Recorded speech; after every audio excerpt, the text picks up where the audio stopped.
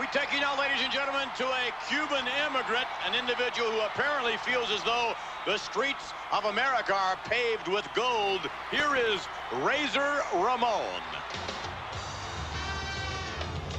Ramon. Razor Ramon. I come from the gutter. I know that. I got no education. Who needs it? Look at me. Look at me. Look at the gold. Look at my clothes. I'm a success. I'm coming to the WWF. All I want is what I got coming to me. The world, chico. Everything in it.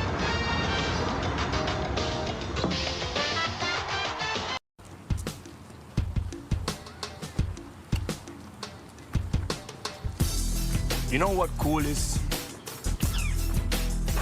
You're looking at it.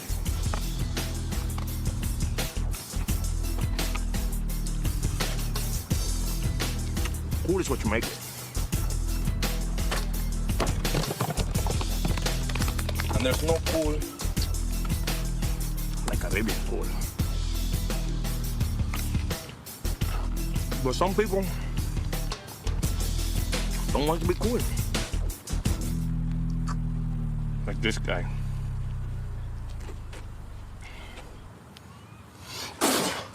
And I spit in the face of people who don't want to be cool.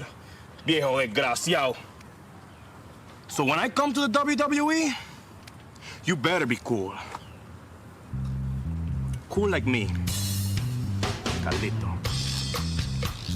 Caribbean. Cool.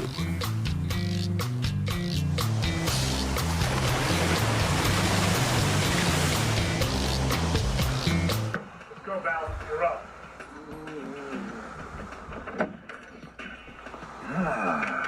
Hello, ladies. Pardon my appearance, but I was just doing a little casting for my next film entitled Lust in Space. Yeah, the TV show was good, but I have a rocket in my pocket that will take each and every one of you women on the face of this planet to new and exciting heights.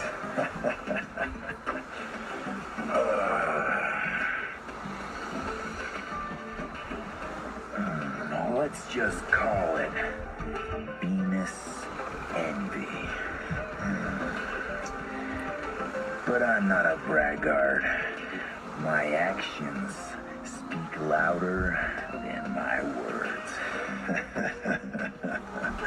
And ladies, when I explode inside the World Wrestling Federation,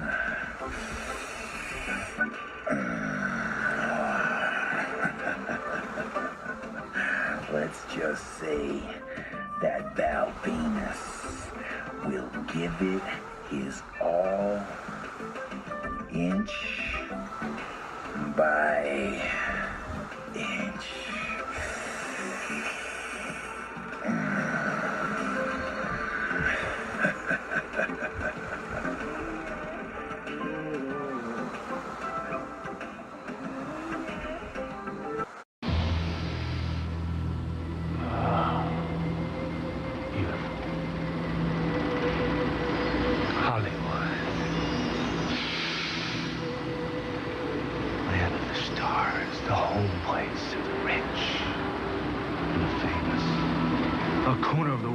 Southern California, where dreams are made and lives are shattered. Many people have come into this magical town and made quite a name for themselves. You got Dean, and you got Bogart, and you're Keck, you're Peck, Cold Dust. The Tinseltown roll call goes on and on and on. However, there is a difference between these stars and the legend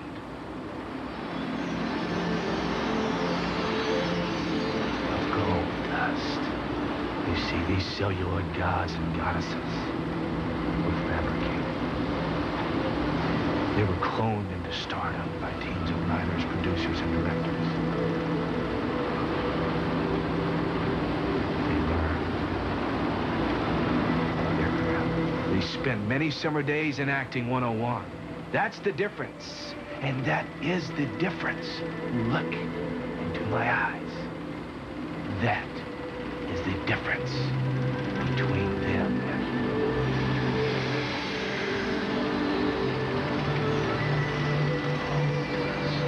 you see, I was born a star.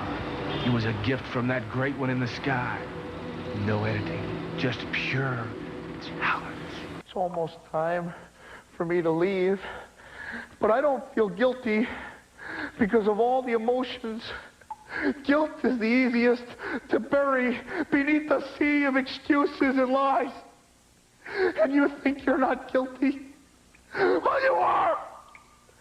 Guilty for the ugliness that exists in mankind, for the disfigurement that exists in mankind. And you want to sit there in your perfect homes with your perfect families and pretend you're not at fault. Oh, it wasn't me, it was someone else. It wasn't me, it was someone else. And now you want to be my friend. Wouldn't you? Well, it's too late, because I'm coming to your neighborhood.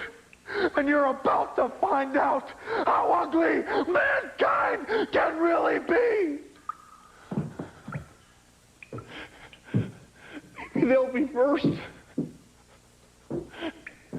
they never even knew I was here.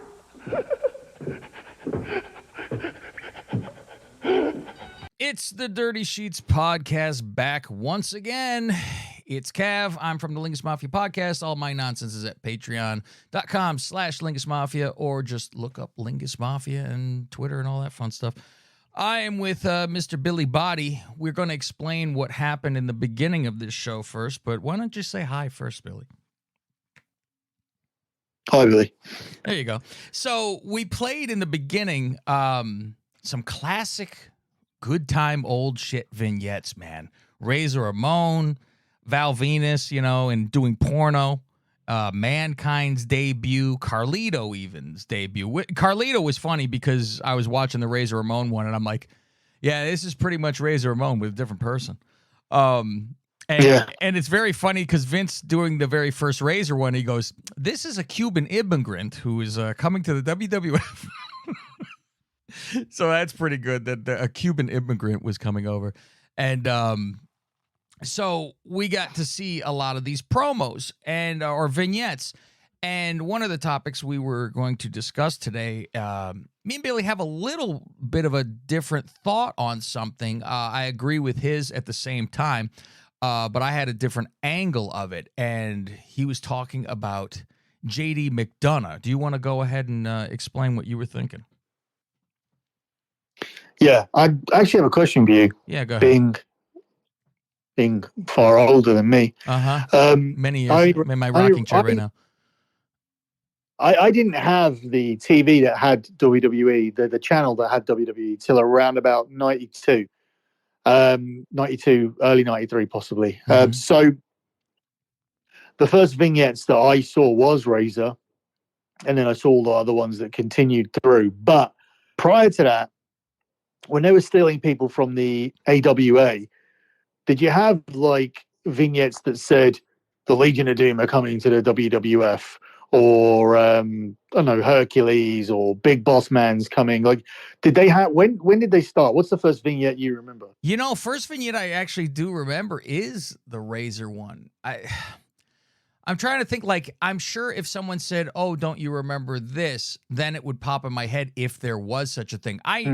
No Hercules stuff. Hercules was around, like, I started watching and Hercules was there. Hercules. Yeah, I just chucked Hercules out, but I'm just thinking of names from... I'm trying to think if Boss Man was. I mean, Boss Man, at least they did like the Brother Love show with them.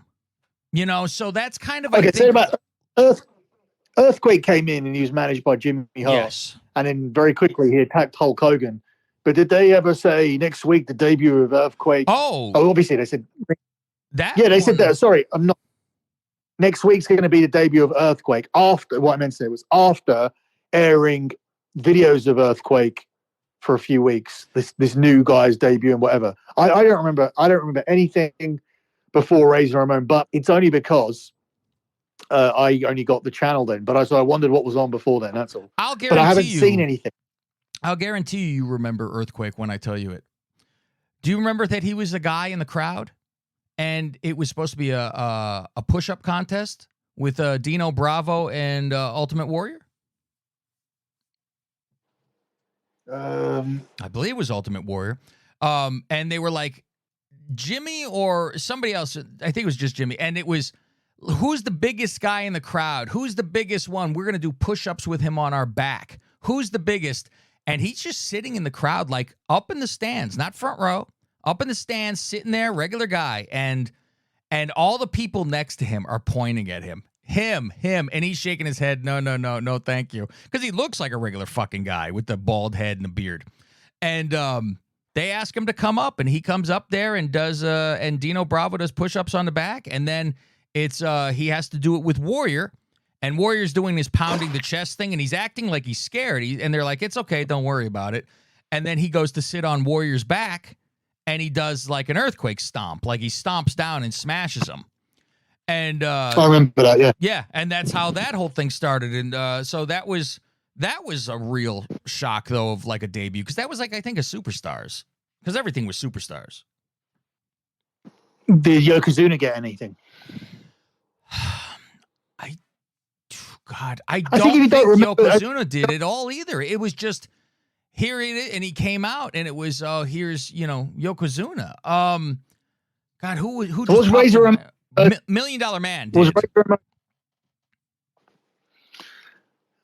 Yeah, I think I remember. I don't remember because I didn't have the channel then, but I think I've seen something. Yeah, because you've also done the picture of, like, you've put Umar's face on Virgil, and you put your face on $1 Million Man where he's massaging your toes. Oh, that. Yeah, but were they not things that they put on TV whilst he was on television?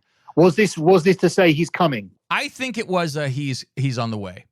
I think it was he's on the way, and I think it carried into, because I think when he was on TV, it started into the I'll give you money for stuff, and he's kicking the ball around and shit like that.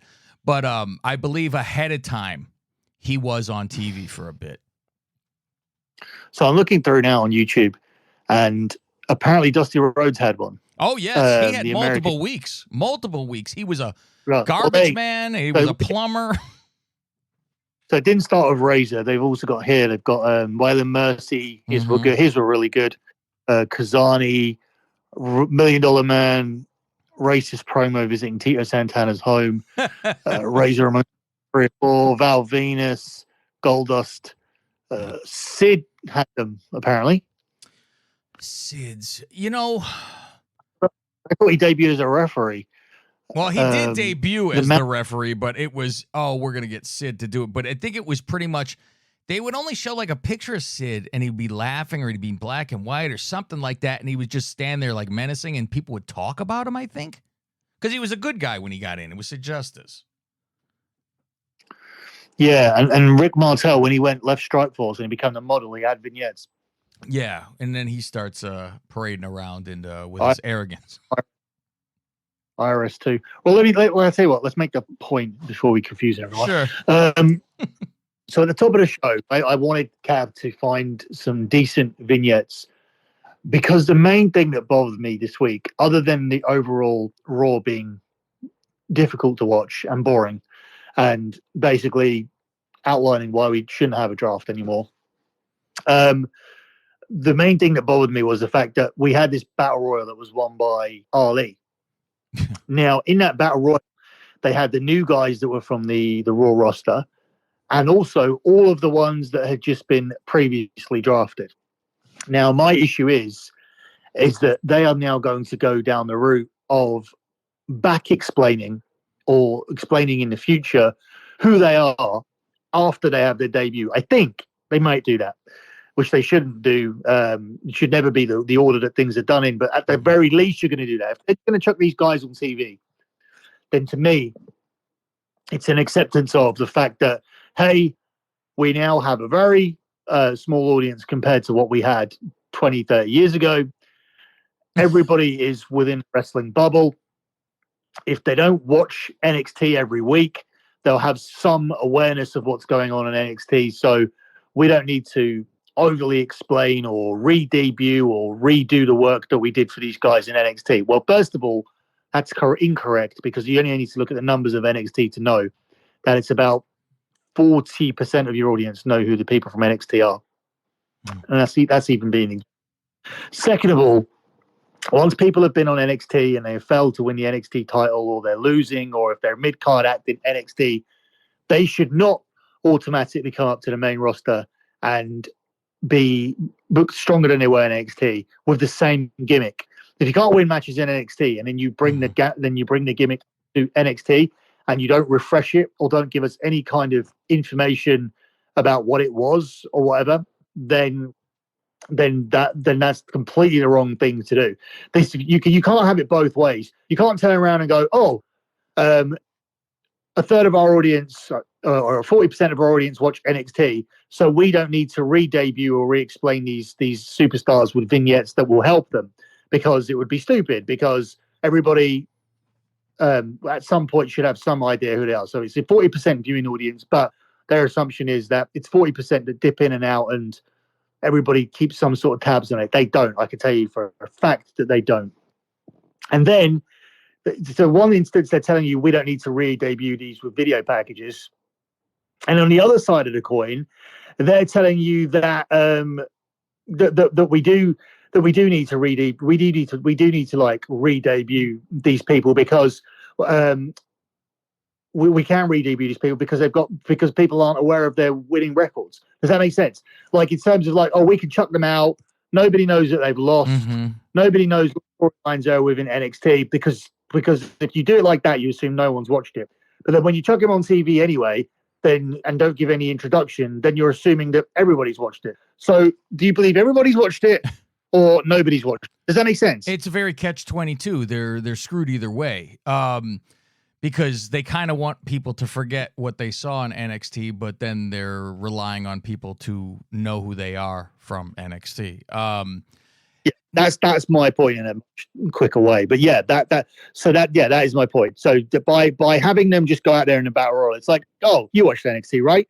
Surely, like, so you know this guy, you know Von Wagner, you know, like this JD McDonough, you know everybody, right? That's why we'll just chuck them in the battle royal. They're just coming up from, you know, there's Raw, SmackDown, NXT. No, it doesn't work like that with NXT. The crossover between NXT, Raw, and SmackDown is not the same. You can chuck a SmackDown superstar into the Battle Royal that came over from SmackDown, but you can't do that with an NXT superstar. And should you even really be doing it with a SmackDown guy? Should you really be sending Baron Corbin over from SmackDown and he carries on with the loser storyline that he had on SmackDown on a new brand?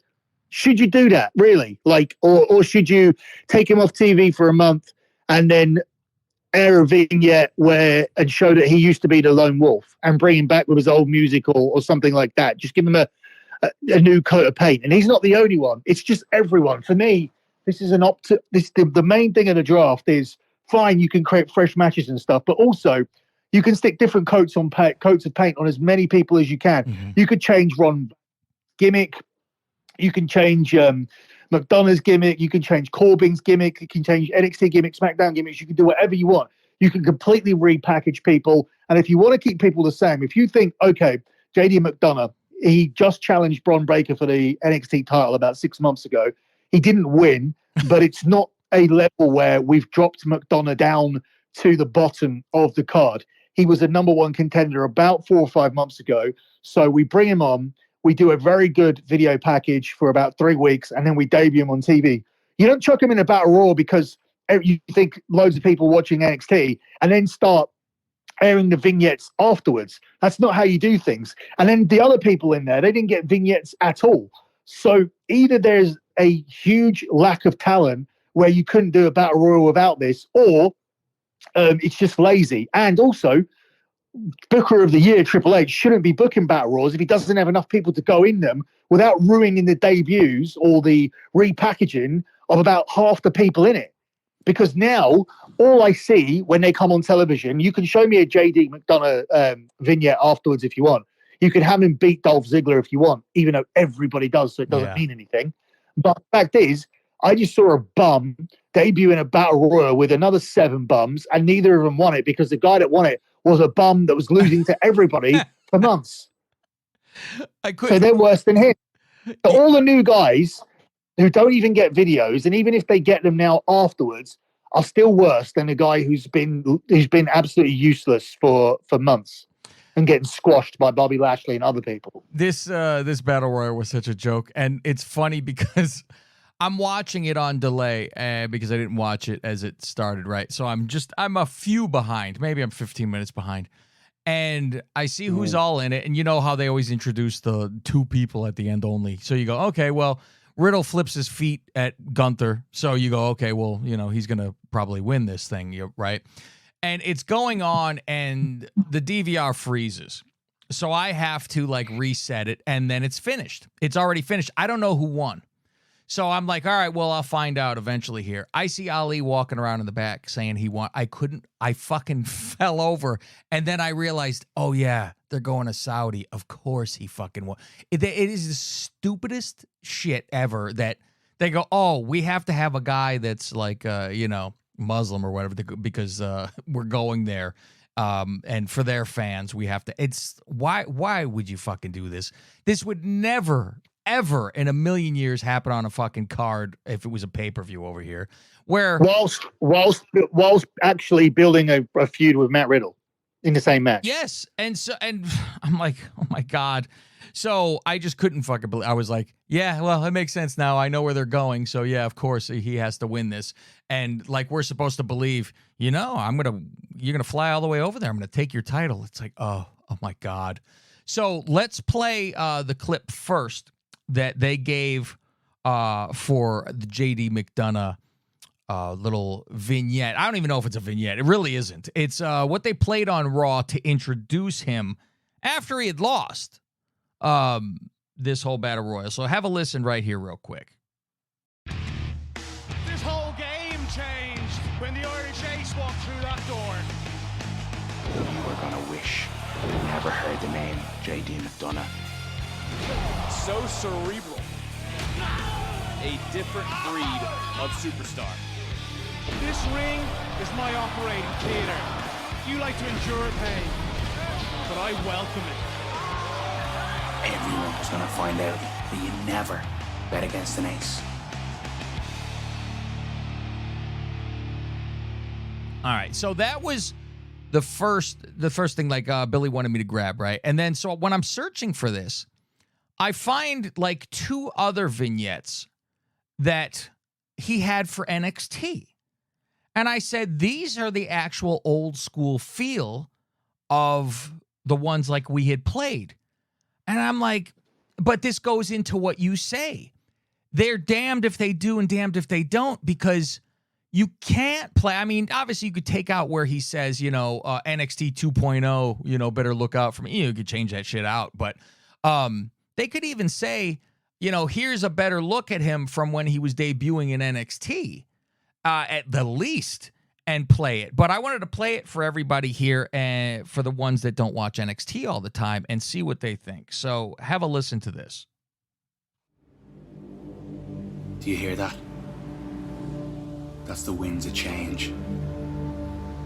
And I think the winds of change are blowing around NXT 2.0. If I'm gonna leave my home, my penthouse overlooking my city, Dublin City, it's for a damn good reason. You'll find out why soon enough. Everyone in NXT 2.0 is gonna find out that you never bet against an ace.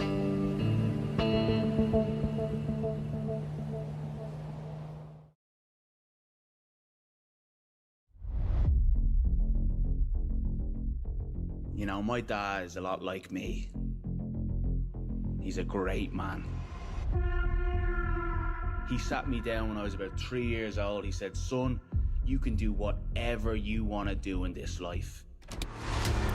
If you want to go in the army, you'll be a general. If you want to do art, you make sure that you're Picasso. And that is how the Irish Ace was born. Anyone who steps in the ring with me gets dissected. I am so far ahead of the rest of this roster, they couldn't see me if they had a set of binoculars on them. Because the pain that I inflict on lads in the ring changes minds real quick. That's my job. I turn doubters into believers. Enjoy Great American Bash. Because next week, NXT 2.0 changes forever. So I thought those were in a better frame. Like, you don't know what it is really, because he's like, I'm the Irish Ace, and he's driving like a sports car like he's James Bond, and I'm better than all these other people, and you're going to see that, you know, when I get here. It's basically what everybody says in vignettes. When I come to the WWE, everybody better watch out. That's basically it. It is weird to me. He looks like a full-grown dwarf. Do you see that? Yeah, he's got a big head. Yes, the forehead. He looks body. Like a dwarf. Yeah, a J.D. McDorfa. That's what I always said. And then you have the other guy who's Cro-Magnon Man. When the Beverly Brothers kids. What's that guy's name? He was one of the other guys in the Rumble there, in the Battle Royal. Von Wagner's not one of their kids, is he? There you go. That's him. Yeah. Yeah, he totally looks like fucking Cro-Magnon. But I was like, okay, so go ahead. Yeah, the issue I have here is that it's a widespread problem across the business where their whole attitude is that, oh, you need to watch more wrestling. Right? Their whole attitude is you need to watch more wrestling. Like, we are not going to catch you up. We're not going to make this easier for you. You should have been watching NXT. Or we assume that you've seen some NXT. Or we assume that you are on our YouTube channel. It's like they believe their own hype. And it's a bigger problem in AEW where they actually want you to watch other fucking companies that aren't even theirs. It's like they bringing like Chingy McChing Chong, and like I'm supposed to know who he is and because I'm fucking right. But it's mainly these guys from like fucking Japan who wrestle in a different country with a different style, with a different audience that don't react well with commentary that isn't fucking English. So like, but I'm supposed to watch that. Yeah. But I'm supposed to know. be fair though, I think Chingy McChing Chong is from China, not from Japan. But go ahead. Well, there you go. But what? Okay, but this is what I mean. Of the show, Billy. Chingy McChing Chong. And then we'll get those people who hate us but listen to our show still, saying that it was another racist show. But you catch my my drift when they guy you debut don't know, a guy we don't have a clue about, and they expect you to. It's like, well, they're catering for that specific group of people who watch every goddamn piece of wrestling that comes on the television. And there has to be more of an approach here where it's like, okay, we just signed. Where did WWF? When I say we just signed somebody from Nitro, right? Someone's contracts come up in Nitro. When they used to do that, it would be a case of, okay, or vice versa. Okay, we've just signed Chris Jericho. Is he going to be Chris Jericho still? Or is he going to be something else that we name him? In his particular debut, they did the Millennium Clock instead of doing vignettes and kept it more of a surprise or whatever. And on the other side, it's like, okay, so we've signed the Earthquake. His real name's John Tenter. Should we bring him as John Tenter, or should we just call him a fucking shark? And you know what I mean? But it's like, and Big Bubba, which is Big Boss Man. And see, everybody tried to have their own have their own different style, like of doing it. Obviously, it's difficult to do when you sign Hulk Hogan, when you sign Randy Savage. It's a completely different thing to do. Steve Austin came in as the ringmaster, right? They didn't want to have stunning Steve Austin, who eventually called Steve Austin. But this is the thing: everybody they used to try and do their own things, and they came up with vignettes and everybody for it. If you're in NXT and you're not one of the names where everybody was going, oh, I wonder where Bron Breakker goes. Oh, I wonder if Carmelo Hayes is going to be drafted. If you're not that guy, which is basically all the other guys, you need to have a change, or you need to have a vignette that kind of shows that, hey, like, there's only so many people that can win the title of NXT, but I still have the potential to be good here, or that I haven't reached my ceiling yet, basically. And it's the thing, when people leave, when people go debut on NXT, or if people leave Raw, for example, or SmackDown, and then they have to go backwards to NXT, they do tend to make more of a big deal of it when they go there, because it's seen as going down.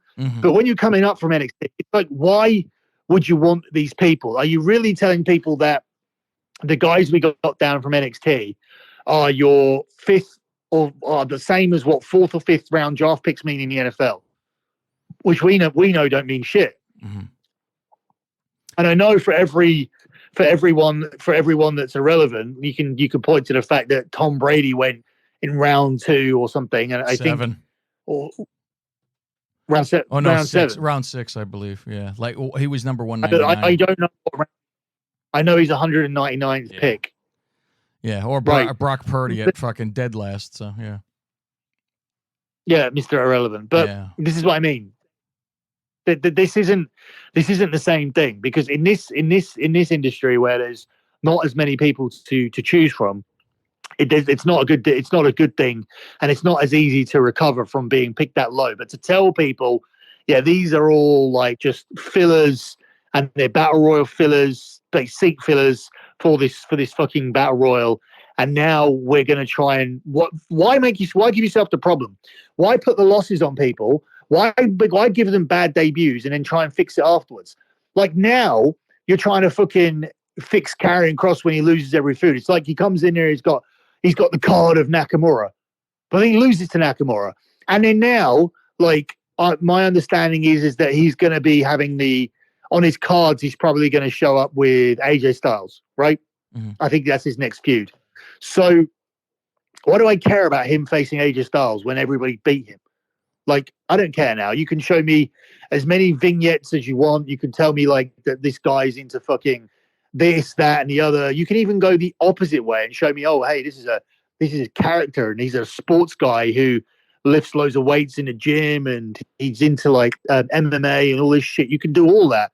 I don't care anymore, because I already saw him lose.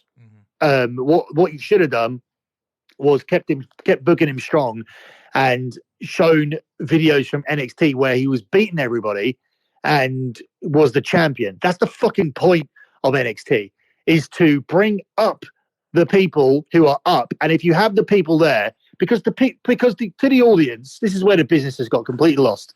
To the audience, the wins and losses do need to mean something. So if you're coming up from NXT as a multi-time champion and a big winner, and you're one of those draft picks where we're waiting for you to come up, such as back in the day, Nakamura, Balor, Samoa Joe, these people that came up from NXT. Yeah. Right. If you're not that guy, if you're not Bron Breakker or Cora Jade or Carmelo Hayes, I wouldn't even say, many women on that list. I can probably say Tiffany and Cora Jade, maybe Gigi at a push. But there's not many names that are there. So if you're not that person, if you are an enhancement talent on NXT, but you may have the possibility of showing a personality, and you may have the possibility of being a top worker, but it hasn't quite materialized in you winning the NXT title or the North American title or anything like that, then don't fucking tell me that by shoving you in a battle royal where you mean as little as you meant in NXT. Like, it's so fucking dumb. All these guys are dead. They're all dead. Everybody that was in that battle royal is dead, apart from Matt Riddle, who will probably get the next shot against Walter, which he'll lose anyway, and he's killing his own career with his personal life. But yes, so I don't know what you thought about this. I don't even know whether you even noticed this because I know the way that you watch Raw. Yeah, I'm gonna have fucking days at one point watching Raw, where especially with the Battle Royal, and I'm like, I thought the same thing too. I was more like, oh, I guess all these guys are on now. They're bringing a lot of new people in, but they're all in this, which if you're going to do that type of thing, the Royal Rumble is more of the spot for that, to where that's where you make them look strong, even if they lose, where, you know, you have somebody go a real long time, or you have the Diesel spot, all that kind of stuff. And you can still lose and be like, oh man, this guy's a fucking monster. You know, you start him off out of the chute, you know, that gets them some nice momentum. But I laugh when he's thrown out by Ziggler, right? And then he ends up killing Ziggler on the outside. So, because you go right away, you're like, okay, this is his first win, I guess it's going to be. And they interview him afterwards, and it's like, why did you attack him? Like, he threw me out of the ring. Why did you go Battle Royal then? Why didn't you just attack him? Like, because you weren't put in a Battle Royal. If they got plans for him, like, why didn't he just come down and attack him? And the thing is that you, as I said, you can do all. If some of them are going to have to be enhancement talents, but it looks like to me that they don't want JD McDonough to be an enhancement talent, which is why I'm focusing on him, because he actually got a vignette. So why put yourself in this position where you've done what you've done with Karrion Kross, where you forced him onto TV before he was ready? Drew McIntyre was already working with Roman Reigns. You knew that was going to be Karrion Kross's first feud. Then you realize that, shit, if we can't beat Drew back to back with Kross, so we need to book this feud 50-50. Whereas what you could have done instead is aired videos of Karrion Kross for 5 weeks, then brought him in when you were ready, where he could have like beat through a load of people.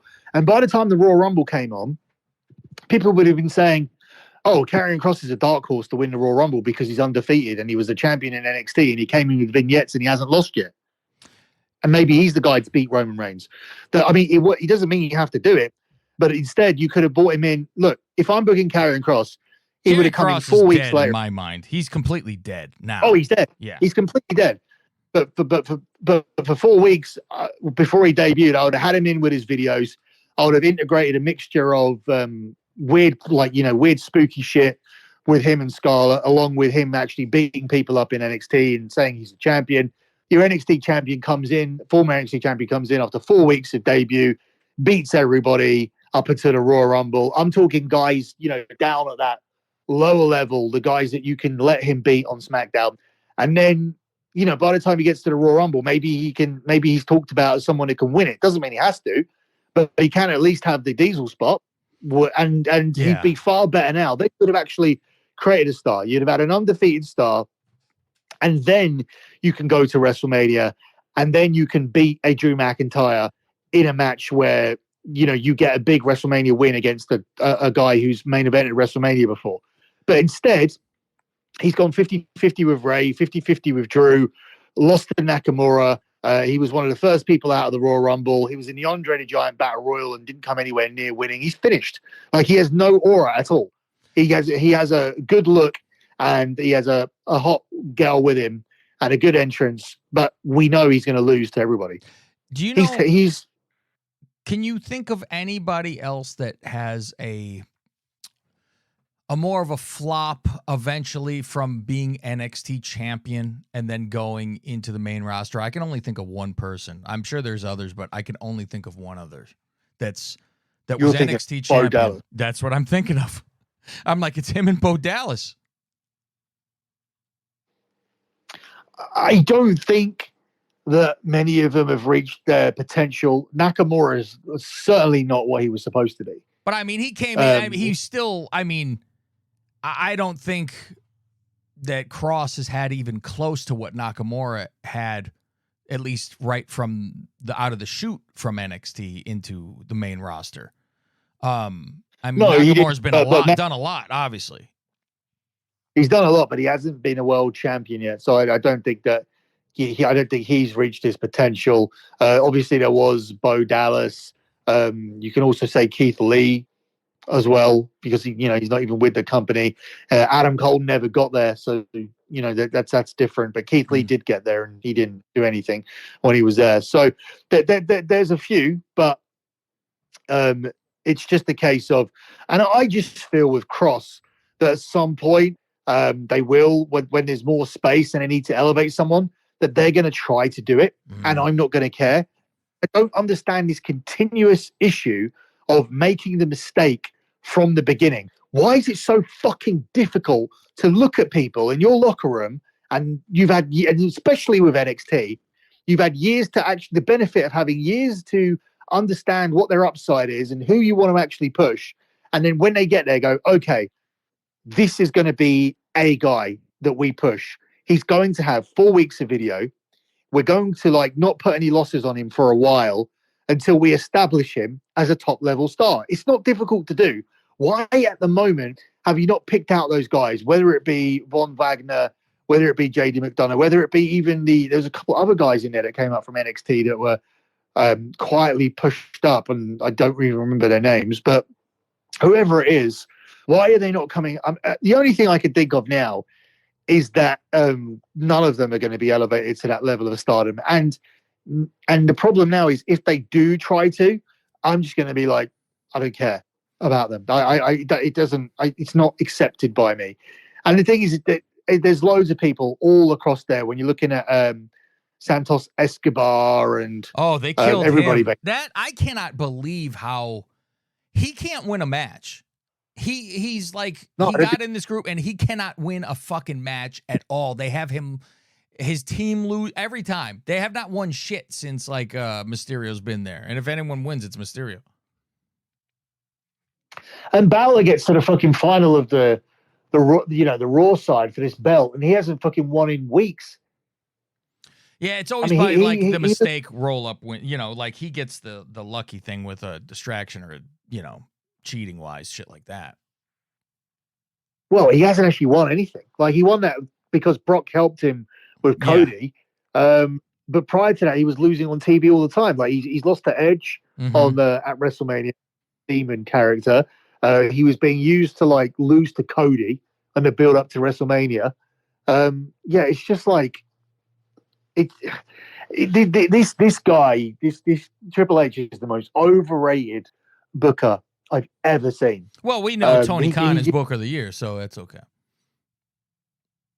Yeah, but I mean that there's not, it's not much better on that side of things. But at least not at all. At least in Tony's defense, for certain people, it looked well until recently.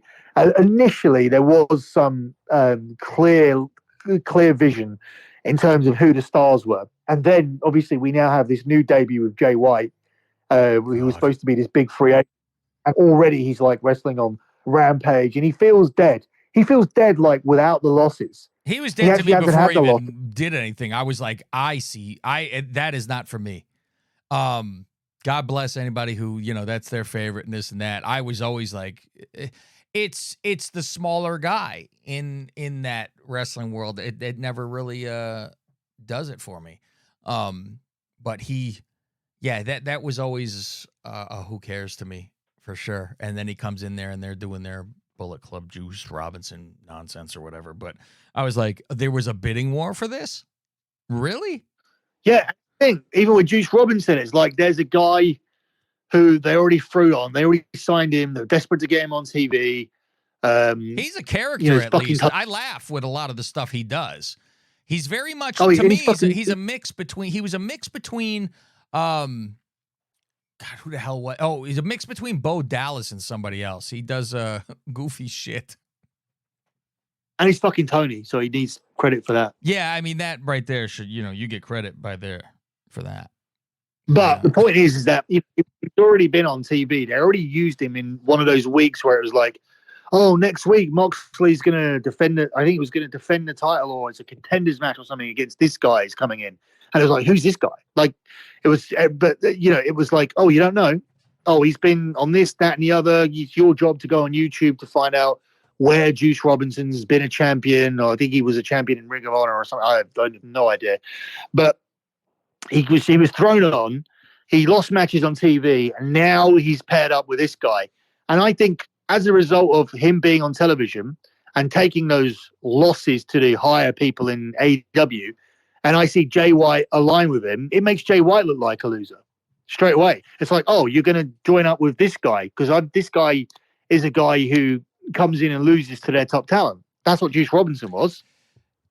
Yeah, and also it's like we saw, like you're saying, you see somebody for a little bit and then like you see them 1 week and then you haven't seen them for weeks and weeks later. Like they almost forget, oh yeah, there was somebody who was here a while ago. Let's continue that story. That whole Aussie Open and Will Ospreay and all that, they dropped off the planet too. I don't know if it's because they're under contract for Japan, so that's like where they are, but meanwhile they lend everybody back and forth, and now the Aussie guy is back for 5 minutes because he attacked Orange Cassidy, and now so he's going to get a title match where you're like, it's a tag team guy out of what is this? So they on that side, on the AEW side, I think they're very confused too, and I do giggle though about that their show Collision is the exact same like font and everything as Nitro and color and everything like that. I really think if Tony was around, he would have bought WCW in a heartbeat. I wish he would try to just buy the name WCW and just say WCW at this point. He's dying to have WCW. How cheesy is that he's copying the color scheme and everything from WCW? I don't know if it's... I mean, if he came out to say this is on purpose, which obviously we know it is, but, own it and be like, oh, I miss the good old days of this stuff, and I thought it'd be fun to do. You'd have a lot better taste in your mouth if someone just would flat out say, yes, that's exactly what I was doing. I think it's fun. Just say that. Be like, yeah, and I would have named it Nitro if I was allowed to, too. You probably could name it Nitro. I wonder. I don't know if it's taken or not. I mean, God, I think a lot of people would like it if they did. Because I think a lot of people miss that stuff. I miss it. I miss the old day. Because you remember it all being good stuff back then. That's why. You don't miss the end of it. But the good old days, and you go, oh, there was the two big companies and this and that. And it was, you had an alternative. And like we say, we might bust balls on AEW and stuff, but I know on my side, I wish them the best, and I hope they're fantastic because I like an alternative, and I'd like to have something else to watch that's like really good when the other side is shit. But both sides are shit. This is the problem. Yeah. Like both sides are full of wrestling and are full of too much wrestling, and it's like they have too many hours to fill, so they're doing everything wrong. They're getting everybody out there and saying, you need to wrestle, we need you to wrestle, we need you to wrestle. There's nothing else.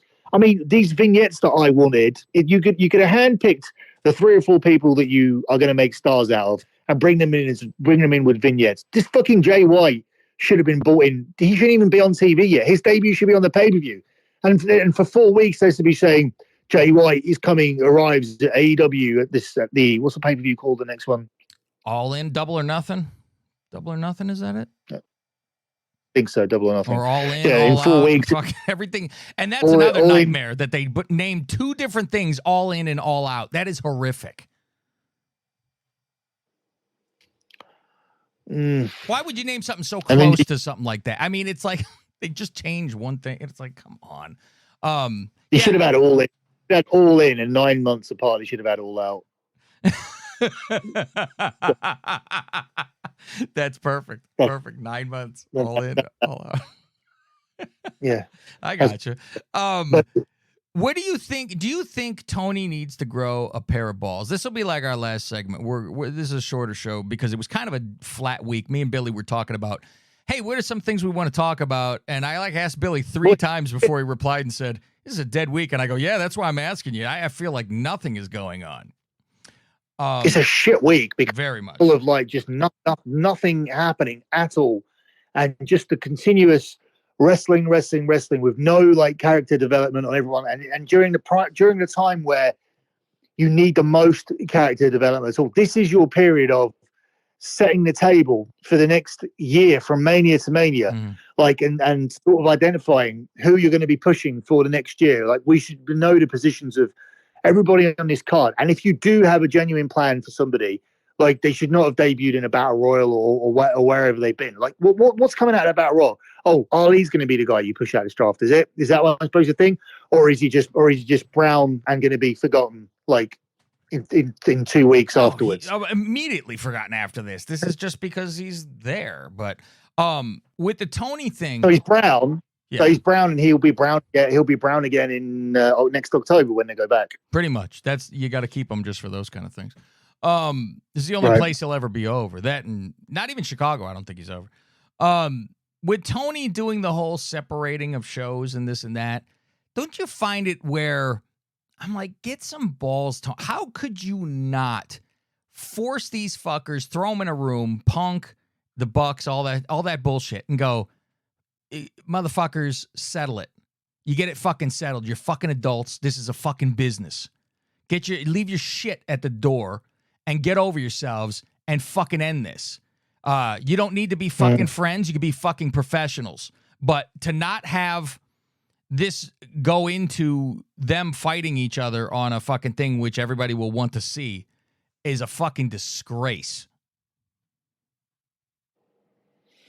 Yeah, you need to get to, the Young Bucks need to wrestle singles matches where they lose to CM Punk, and you need to get to Punk and Kenny on a pay-per-view. Like, you 100% need to get to that. Yeah, and I don't even think he's got much of a problem with Kenny. I think Kenny is a softie more than anything else, because I mean, he was trying to save the dog during. And I don't even think he's got much of a problem actually just being the heel in this. I think he'd love to do it. I think if he makes money, if they said to him, fuck. Yeah. Yeah, fuck it. Could you be the heel? Yeah. Could you be the heel, please, Phil? Could you make out? Could you really like get under the skin of these hardcores? Hardcore AEW fan. I will bet you anything that he would be down for it, and I bet you anything, because you know how soft and snowflakey feelings they are with the other people in the company, that he would say, okay, I'm going to say everything shitty about them, about their heroes, the Bucks and everything, and I'm going to go after them. And I think the Bucks would be terrified that the crowd will then side with Punk and be like, yeah, they are a bunch of bitches and pussies. But this is the thing. It's very. You can even bring it into the storyline and say, I even tried to speak to the WWE because I realized it's a much better place to be. He really could. He could go, you know what? I don't even want to be here anymore. But as respect to you fans, I want to tell you the truth. You saw me at Raw. He could do that. I don't want and be like, dude, come back. I don't want to be here. I don't want to be here. I've spoken to them. I've got a deal on the table, but Tony won't let me go. So if Tony's going to hold me hostage, then I'm going to shove it up his ass until I'm fired. I'm going to come out here and say, I'm going to come out here and say everything that I want to say until I get fired. That's the way. That is 100%. It's pipe bomb part 2. Yeah, and because anything that's good is in reality. I don't want to be here. I don't want to be here. I tried to get out of here. I even have an offer to be out of here, but he won't let me go. So if I have to be here, I'm going to fucking say everything that I want to say until I'm fired. And then that's it. Then you go into saying all this shit that upsets everybody. And then Tony goes, I'm not going to fire you, but I am going to make you face Young Buck number 1, and then Young Buck number 2. Oh, you think you've got one over me by cheating? Okay, well then you're going to face Kenny Omega and 2 out of 3 falls at the pay-per-view, and it's easy, so easy to do, so fucking easy. Well, tell Will Washington to get on this. He's not got a fucking creative idea in his head. He would shoot this down because they're not black. Yeah. He'd say there's not a black guy in this match. Well, where's the black guy in this storyline? Yeah, exactly. Well, I'll tell you what, Will. Hold on. The referee. I'll get you one. I know a guy called Umar, and he's going to play Punk's lawyer who tried to get him released. There you go. We got Clarence Mason, part 2. It's Clarence's son. Yeah. Umar Mason. Umar Mason. Twice the size of Clarence. Jesus Fucking Christ. But still in the Nation of Islam. Oh my God, it'd be so fucking great. It's just like you said, it's fucking easy. It's so fucking easy. I bet you anything if he said I have an offer by WWE and all that shit, I would bet you anything that WWE would put out a fucking release that says we do not have anything involved with Punk and this and that, because they get all fucking butthurt about that. Like they would with the whole Razor and Diesel going to WCW, and they had to have all kind of releases. We have nothing to do with this. They're not coming back. It was all that weird shit because they were so butthurt by things. And they would give them publicity by actually releasing something that says, no, this is a story. We have nothing to do with it. He's not coming. Well, here. he doesn't have to say the alphabet. But the most heat we'd get with these dorky fans would be saying something along the lines of, I tried to go home, but I'm not allowed to go home. I try to go to a professional company that knows what the hell they're doing. Yeah. Oh, my God. Yeah. A real booker over there, the great Paul. it would, oh my God, the place would melt. It would completely melt because they kind of got a hard on about Punk now anyway, because he's not one of theirs, and how dare he salvage, go after the precious Young Bucks, soil the sanctity of the Young Bucks. And how do you go on TV and go and start feuding with Samoa Joe and Jericho or whoever he's gonna be with against in the new show when everybody knows what the story is backstage, especially this audience? You're gonna do a different thing to what everybody knows is happening. Yeah, and that guarantees, I want to play with my friends. Samoa Joe's my buddy, so I'll have a match with him. At least the Jericho one, there is a bit of something behind that. But Jericho's a fucking professional, as much as, as done as he is, as we feel, and all that kind of stuff, and he needs to cover up a little bit, but man's a professional and knows how to do this shit, and knows how to go, even if I hate someone, I put it aside. We make some money. It's the dumbest shit. In boxing, you have legitimately guys who are undefeated or have belts and are fighting on specific TV companies. You have guys signed to ESPN. You have guys signed to DAZN. And it's very difficult to make fights. And the argument is who has more of the purse? Because the person who earns the most money ends up getting it on their channel. Mm-hmm. So the other channel even have a fighter signed exclusively to them, then have to lose the exclusivity because the other fighter is perceived to be the A side. And they just argue about who's the A side, and then fights don't happen.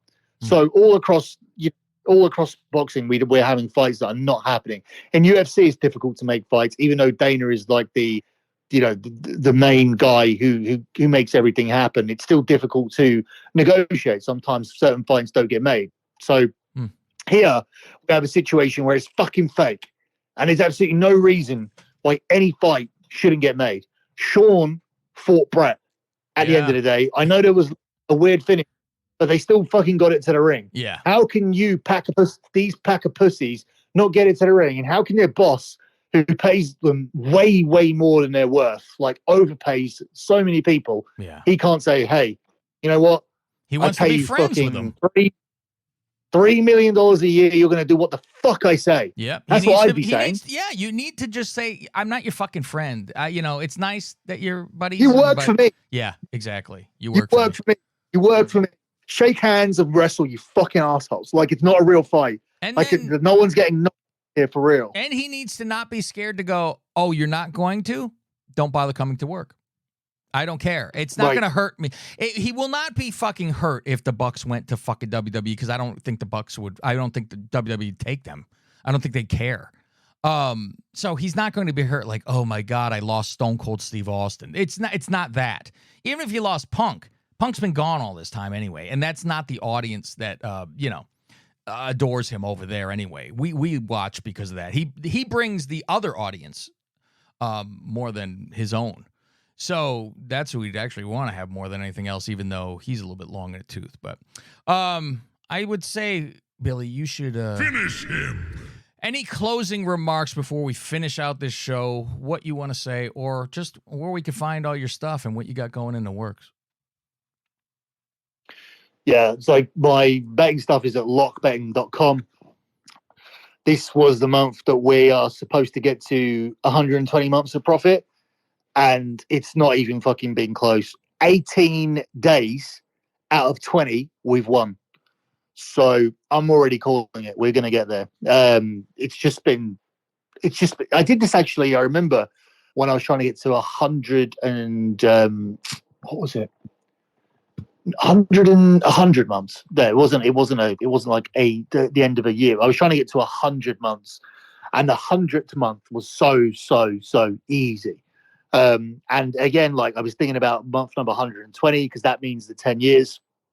But again, it's been really, really easy. So it's lockbetting.com. We have 120 months of profit, barring an absolute disaster of losing every bet for the next 11 days, which won't happen. So if you want to sign up for the service, sign up now.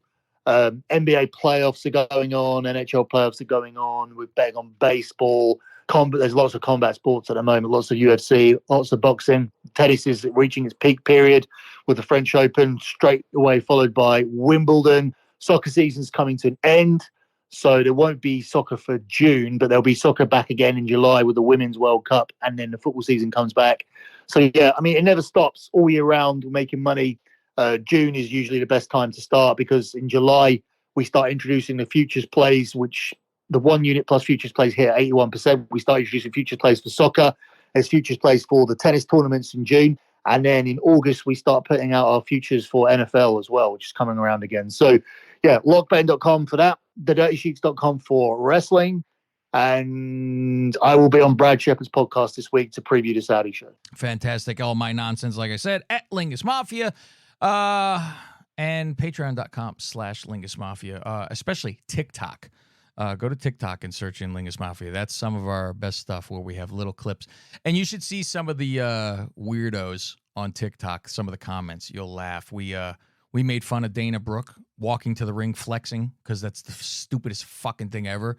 And nobody cares about her, so she's walking the whole time flexing, and then she goes to give a kid a high five. Did you see that like 2 weeks ago on Raw, I think it was? And the kid didn't and she just slapped the kid's hand downward and while she kept on flexing.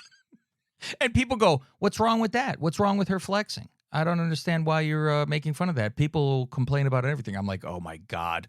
I'm like, go the fuck away. Go the fuck away. So that's it. I'm Cav. He is Billy. We will see you next week. Extend your fucking condolences.